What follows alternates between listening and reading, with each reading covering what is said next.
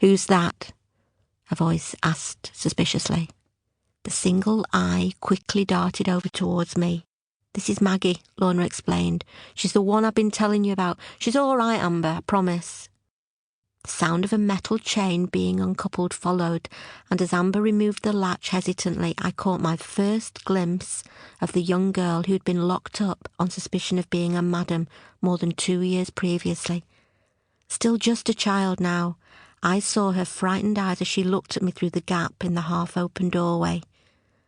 "Come in," she said, in a voice that sounded as if it had been numbed by exhaustion. As the door opened further, it revealed a meagre and sparse bedsit that was miserable to say the least.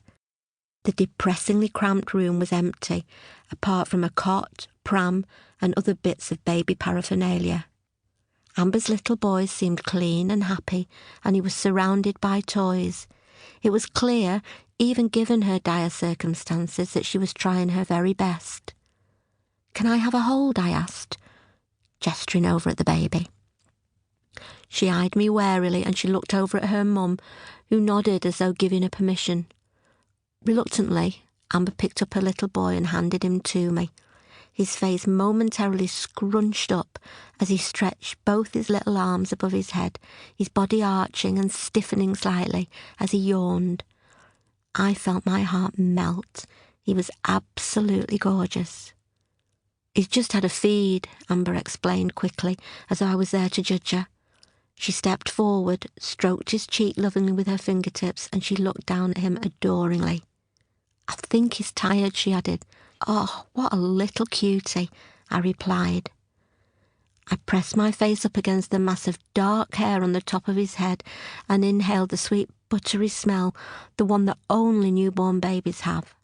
His tired eyes already closed, I rocked him gently to sleep.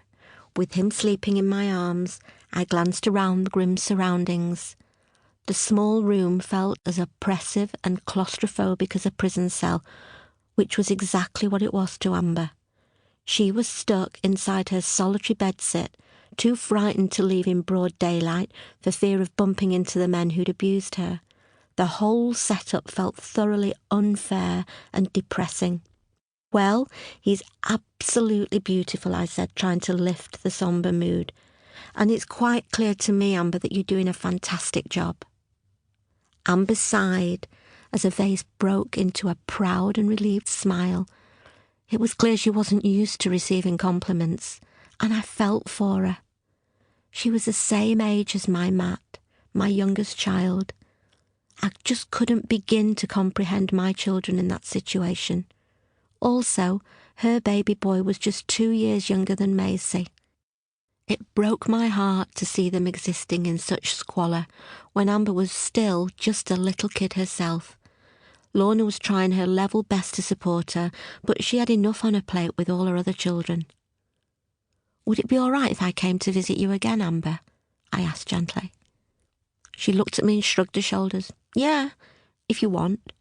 I knew she was suspicious, even though her mum had told her I was trustworthy, and I didn't blame her. Amber was nothing like the madam she'd been painted out to be. In fact, I couldn't square it inside my head, how this young, frightened girl had been treated the same as the vile men who'd abused her, her sister, and countless other children. But unlike all the other girls, Amber alone had been punished and was still paying the price.